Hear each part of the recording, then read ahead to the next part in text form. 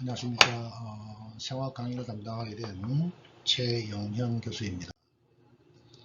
이번 예과 2학년을 대상으로 생화학의 강의를 시작을 하도록 하겠습니다. 교과서는 과대표를 통해서 공지한 바와 같이 생화학 개념과 응용이라고 하는 교재를 가지고 할 것입니다. 교과서의 내용은 슬라이드보다도 교재 내용 중심으로 이루어질 것이기 때문에 슬라이드 설명 내용을 보면서 교재의 내용을 충실히 잘 따라와 주시기 바랍니다.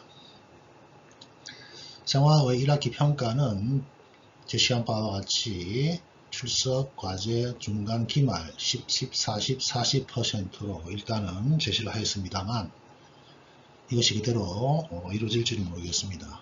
특히 비대면 관계, 인관계로 출석 10%에 대한 평가를 정확하게 어떻게 해야 될지 한번 고민을 해봐야 될 것입니다. 만약에 변동 상황이 생기게 되면 그때 공지를 해 드리도록 하겠습니다. 제일 처음에 1장에서는 생화학과 화학의 언어라고 하는 큰 타이틀로 5가지의 서브 타이틀을 제시를 하고 있습니다. 제일 먼저 생화학의 과학이라고 하는 내용 위에 서론 부분을 보게 되면은 생화학의 언어와 그 표현 방법은 크게 3가지 핵심이 있다라고 하는 내용이 있습니다. 대사 에너지 조절, 메타볼리즘 에너지 레귤레이션이라고 하는 것입니다. 이 대사라고 하는 것은 세포가 살아있다는 것을 의미하는 것이고, 이 대사 과정에서는 항상 에너지 유출이 따르게 되어 있고, 이런 세포 내에서 대사의 과정은 유전자의 발현에 의해서 조절되기 때문에 대사 에너지 조절이라고 하는 핵심 요소를 제시할 수 있을 것 같습니다. 1-1 생화의 과학에서 우리 교과서에서는 제일 처음에 이런 표현을 하고 있습니다. 이미 8,000년 전부터 인류는 일상생활 가운데 생화학의 원리를 이용하였다. 그 예로서 포도를 와인으로 발효시키는 과정을 보여주고 있습니다. 이 그림은 기원전 1500년 전에 기원전 1500년 고대 이집트에서 와인을 만들었음을 보여줄 수 있는 그림을 제시하고 있습니다. 와인을 만들기 위해서는 당류를 에탄올로 변화시키는 과정이 필요하게 되겠죠. 우리 교과서 12장에서는 해당 작용이라고 하는 제목, 글라이콜라이시스라고 부르는데요. 즉, 당을 라이시스, 분해하는 과정이다 라고 하는 의미입니다. 그 차트에서 이러한 해당 과정의 내용을 더욱더 충실하게 다루게 될 것입니다. 먼저 생화학의 기원에서 제일 위에 독일의 과학자 한 명이 소개되고 있습니다. 프리드리히 벨러라고 하는 사람입니다.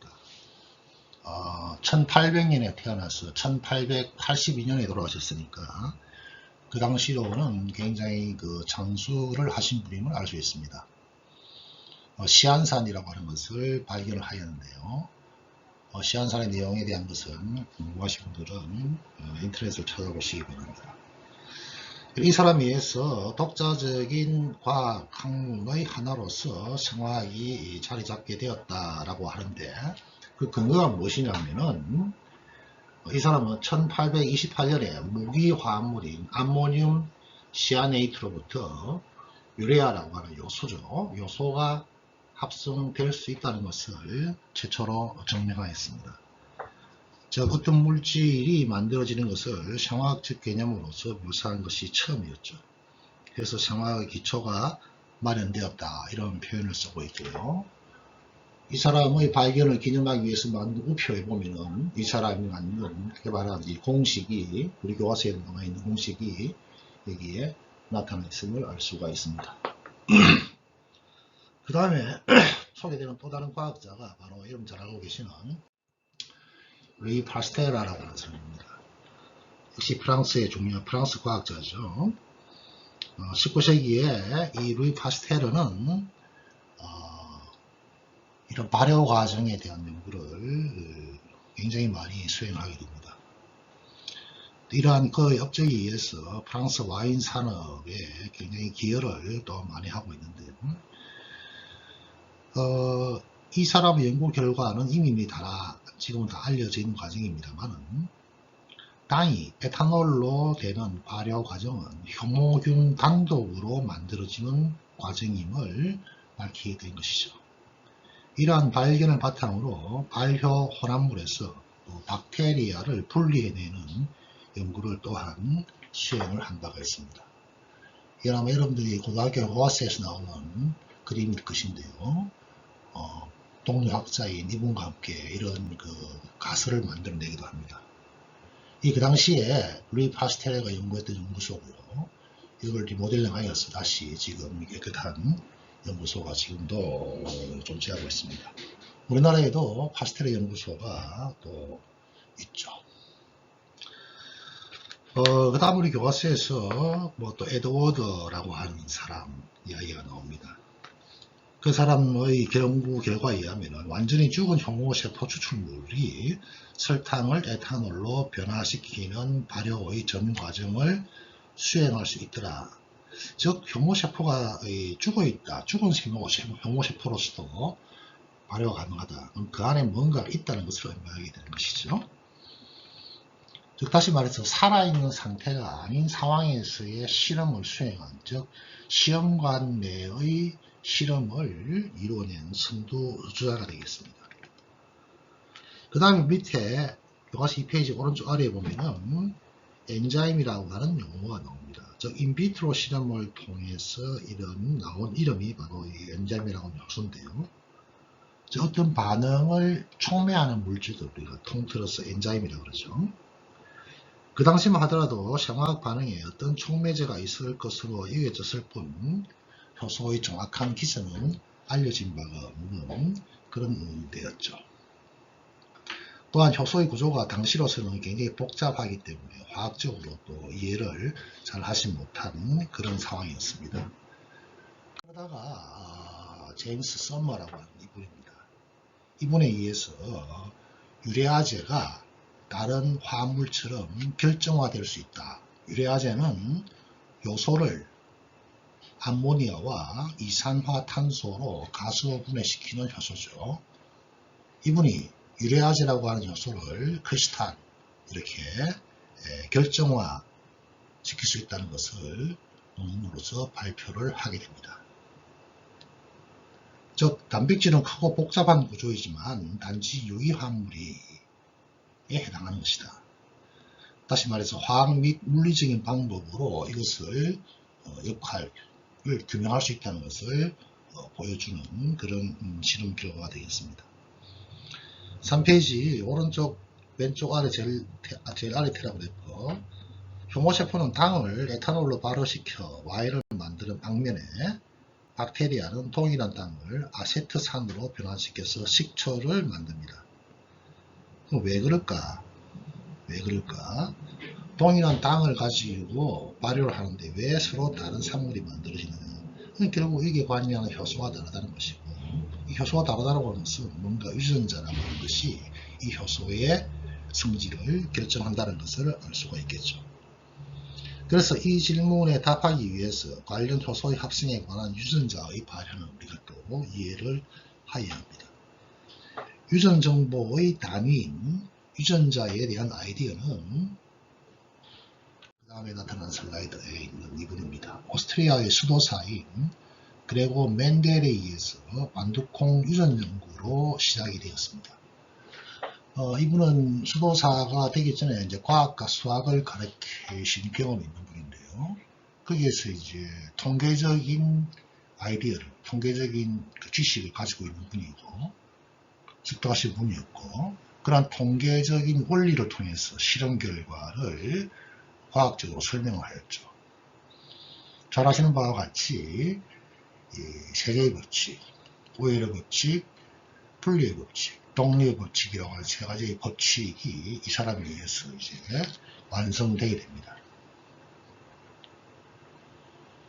그 후에 이제 1900년경에 세포생물학자들은 유전자는 단백질과 핵산으로 구성이 되며 염색체에서 발견된다는 것을 알게 됩니다. 이를 기점으로 유전학이라고 하는 새로운 과학 분야가 이제 급속하게 발전을 하게 됩니다.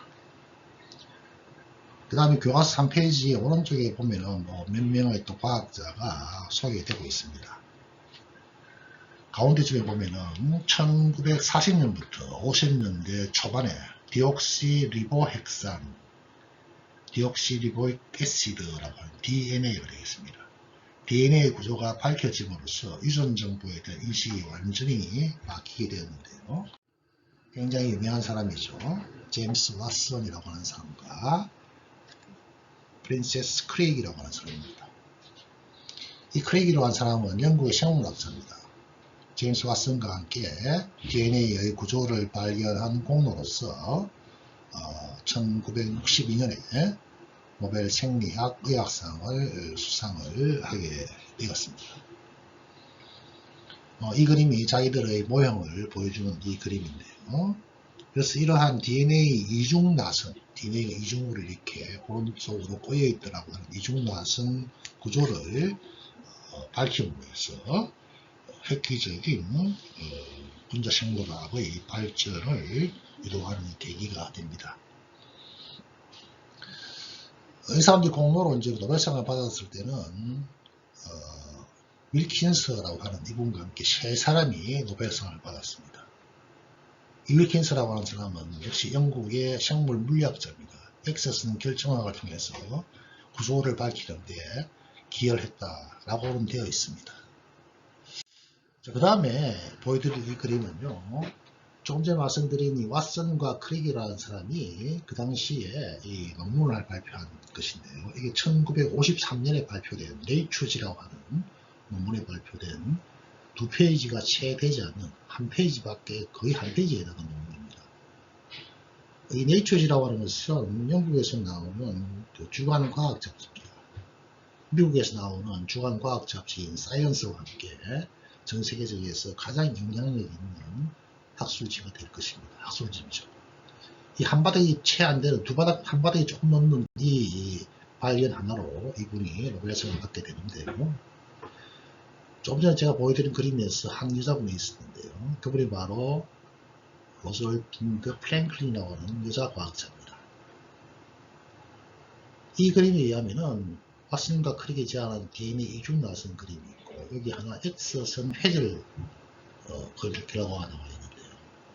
이 X선 회절을 이렇게 사진으로 찍은 사람이 바로 이 프랭클린이라고 하는 여자 과학자입니다.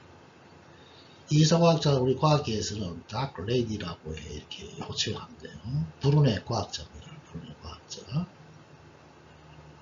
이 사람들이 논문을 낼 때 이분이 이렇게 얻은 결과를 도용을 하게 됩니다. 왓슨과 크릭의 노벨상을 받은 것에 대해서는 굉장히 우리가 고무적인 일이라고 생각하지만 그분들은 도덕적으로 굉장히 부정직한 사람이었을 것입니다. 이 내용을 한번 같이 볼까요? 미모의 과학자 로잘린드 프랭클린, 그 불운한 사연이라는 편이 있습니다.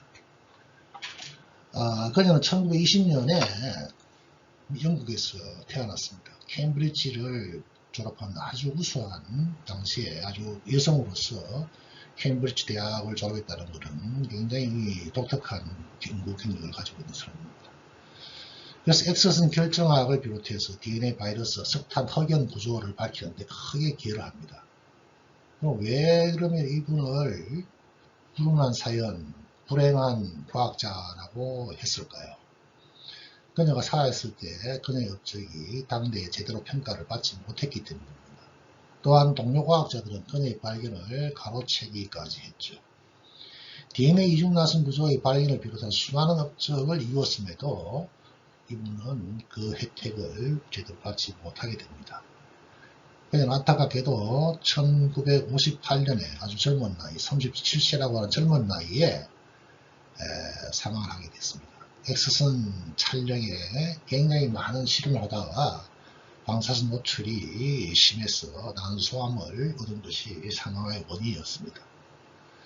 그런데 20세기에 가장 큰 의생명과학의 성과라고 하는 DNA 이중가성의 구조 발견에는 좀 전 소개드린 왓슨, 크릭, 윌킨스 세 사람이 노벨 생리학상을 공동 수상하여서 업적을 인정받았지만 거기에는 프랭클린 이름이 보이지 않았습니다. 프랭클린은 DNA 구조를 연구하기 위해서 1953년 왓슨 클립과 함께 연구를 했습니다. 그녀가 만든 데이터가 그 논문에 사용되는지도 알지를 못했죠. 우리 과학자 입장에서는 어떤 사람들이 논문에 결정적인 기여를 하게 되면 그 사람의 자료를 논문에 활용하게 된다면 반드시 그 사람의 동의를 받아야 되는 건 당연한 거죠. 그렇지 않으면 그거는 논문의 제출을 위해서 남의 결과를 훔치는 결과가 됩니다. DNA 구조를 연구할 때 왓슨 클릭은 굉장히 젊은 톱니기 과학자였습니다.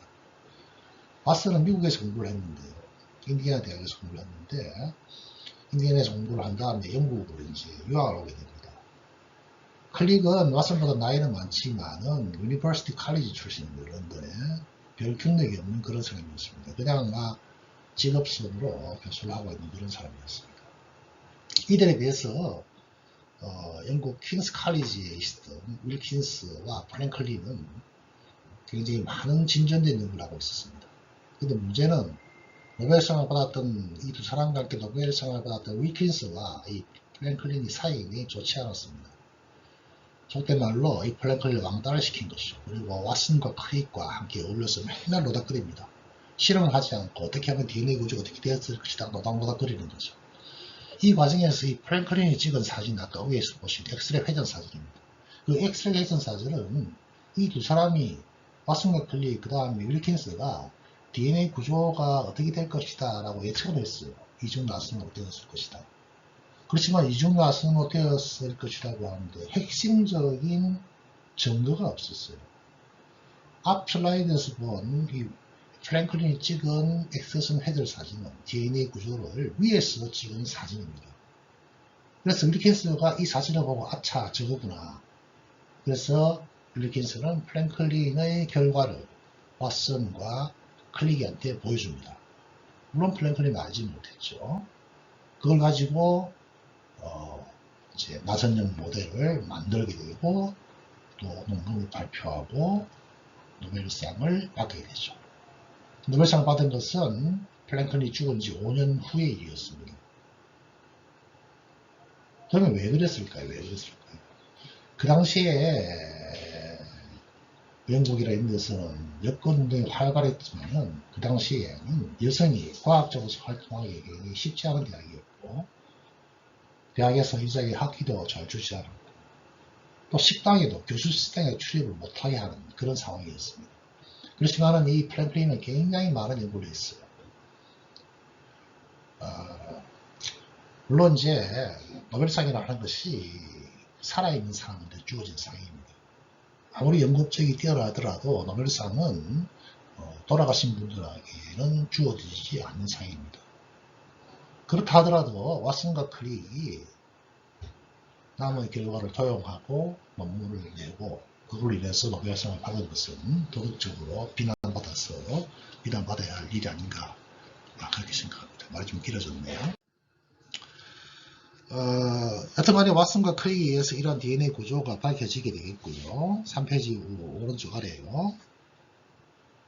테러 아래 보게 되면은 1960년대 초에는 유전자 발현과 RNA의 기능에 대한 구조가 알게 되었다. 그 다음 유전자 코드가 해오게 되었다. 그 다음 70년대에 재조합 DNA를 합성하는 데 성공했다. 이 재조합 DNA는 최근 백신 만드는 기술의 핵심적인 내용이죠. 이런 새롭고 놀라운 발견은 건강, 농업, 법의학, 환경과학 등 여러 응용 학문에 적용되고 있다. 그 다음에 요즘 PCR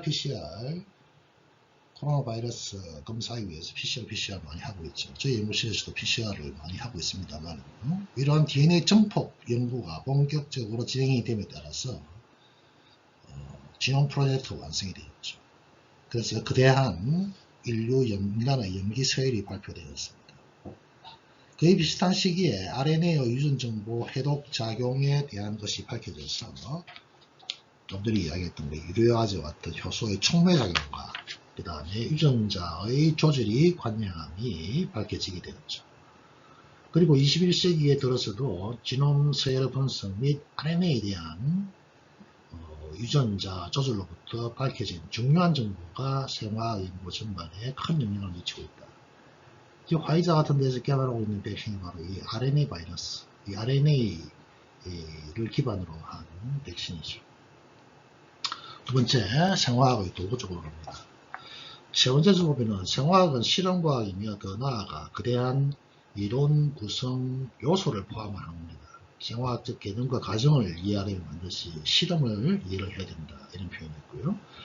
그 다음 테라그래프, DNA 구조 분석의 경우에 X선 회전이라고 하는 기술이 중요하다. 물리학자와 화학자는 작은 결정 구조 분석에 X선이 특정 원자를 편향시키는 패턴을 분석하는 기법을 활용해왔다. 여기에 큰 기여를 한 사람이 바로 조금 전에 언급했던 이 프랭클린이라고 하는 불운한 여자 과학자였습니다. 그 다음에 여기서 보는 표들은 2차 대전 이후에 최근까지 1950년 초반까지 이러한 생화학의 기술적인 측면이 얼마나 많이 이루어지고 있느냐를 1945년도부터 최근까지 이렇게 나열을 해놓고 있는 것을 볼 수 있습니다. 그 다음 세 번째 보니까 학제간 연구로서의 생화 이런 말이 있죠. 결국 이 생화학이라는 것뿐만 아니라 이 생명의학이라고 하는 전반적인 것은 다양한 과목과 서로 연계되어서 발전할 수 있겠죠. 그 다음 1- 생명체의 구성요소와 분자, 박테리아에서부터 인간에 이르기까지 모든 생명체는 동일한 유형을 구성하는 동일한 화학 요소로 구성이 되어 있다는 놀라운 발견입니다. 생명체의 화학 체계는 모든 생물계에서 유사히 나타나죠. 생물적 반응과 경로는 대체로 200개 미만의 분자들의 움직임에 의해서 진행된다는 것이 현재까지의 결론입니다. 1. 세포 및 유기체의 화학 요소. 생명은 세대에서 세대를 거듭하는 현상이고요. 이러한 연속성은 특징 주요 원소, 예를 들면 탄소, 수소, 산소, 질소, 인, 황 이런 것들이 자연계에 풍부할 때 가능해진다 이런 표현이 있습니다. 이거는 잘 알고 있는 원소 주기율표죠. 그 다음에 이제 여러분들 알고 있는 빅뱅 이야기가 나오고요. 열핵 반응, 결국 이제 인류 생명체, 원시 생명체의 탄생 이야기가 나오고 있습니다. 오른쪽 페이지요. 5페이지에 개념을 보게 되면 생명주기는 몇몇의 주요 원소, 좀 전에 말씀드렸던 원소들이죠. 이것을 비롯하여서 필수적인 구의 기능을 수행하는 물질에 의해서 지속된다. 이런 말이 있네요. 바로 그 옆에 가운데 테라그래프, 유기체에서 산소와 수소가 많은 것은 지구상의 생명체에 물이 중요한 역할을 하는 것과 연관이 되어 있습니다. 물에 대한 내용은 챕터 2에서 다시 배우게 될 것이고요. 예를 들어서 인간의 70%가 물로 구성이 되어 있다. 이런 말이 있죠. 이러한 탄소, 수소, 산소, 질소는 공유 결합을 하는 특성을 가지고 있다. 공유 결합이라고 하는 개념이 나옵니다. 특히 탄소 결합을 매우 안정적으로 형성할 수 있으며 단일, 이중 또는 3중 결합을 형성하여서 탄소의 활용도를 극대화시킨다. 이런 표현이 있습니다. 그 다음 테라그래프 두 번째 줄, 특히 황과 인이라는 말이 있는데 굉장히 중요한 개념입니다. 황과 인 등의 공유 결합을 형성하는 원소, 이온, NaKMg, 칼슘 클로라이드 이런 것들이 있네요. 나트륨, 칼륨, 마그네슘, 칼슘 클로라이드, 염소 이런 것들이 있죠. 자, 황은 거의 모든 단백질의 구성성분입니다. 굉장히 중요한 역할을 합니다. 그 다음 인, 에너지 대사와 핵산 구조 형성에 굉장히 중요한 역할을 합니다. 자, 황인의 역할을 한 번 더 여기서 언급을 하고 있습니다. 다음 페이지 넘어갔어요. 2. 생체 분자 및 세포의 기원 쪽으로 갑니다. 두 번째 테라그래프 보게 되면요. 1953년 스탠리 모일러라고 하는 사람은 원시 환경을 시뮬레이션해서 하나의 가설을 제시합니다. 또 그걸 테스트하게 됩니다. 그는 폐쇄기에서 암모니아, 메탄, 물, 수소와 일산화탄소, 이산화탄소, 시안화수소 등을 혼합하여서 생물학적 화합물이 생명체 없이도 만들어질 수 있음을 보여주는 실험을 하게 됩니다. 즉 원시 지구 환경의 상황을 재현하는 것이죠. 그렇다면 우리는 원생력으로부터 어떻게 우리가 이런 것들이 만들어질 수 있을까? 많은 생화학자들은 이런 원시 시스템이 자가 복제를 할 수 있는 리보핵선.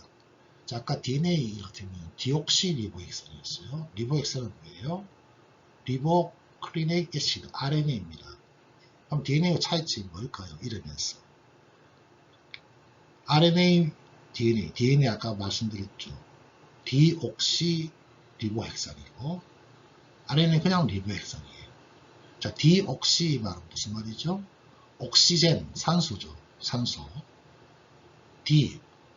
산소가 이탈되어 있는 상황, 이런 상황입니다. 기본적인 구조는 같은데 산소가 있느냐 없느냐 그런 차이를 보여주고 있는 것이죠. 일반적으로 RNA는 DNA보다도 융통성 분자로 정보를 저장할 수 있을 뿐만 아니라 화학 반응 또한 촉매로 작용할 수 있다. DNA는 그냥 단지 이전 정보를 간직하고 있는 분자라면 그에 비해서 RNA는 좀 더 복잡하다 이런 이야기 되겠습니다. 다만 진화론적인 관점에서 볼 때 DNA는 RNA보다도 안정적이기 때문에 결국 DNA 기반의 생명체 연속성의 형태가 우위를 점한 것으로 생각을 하고 있습니다. 여기까지 하고 잠시 쉬었다가 수업을 또 진행하도록 하겠습니다.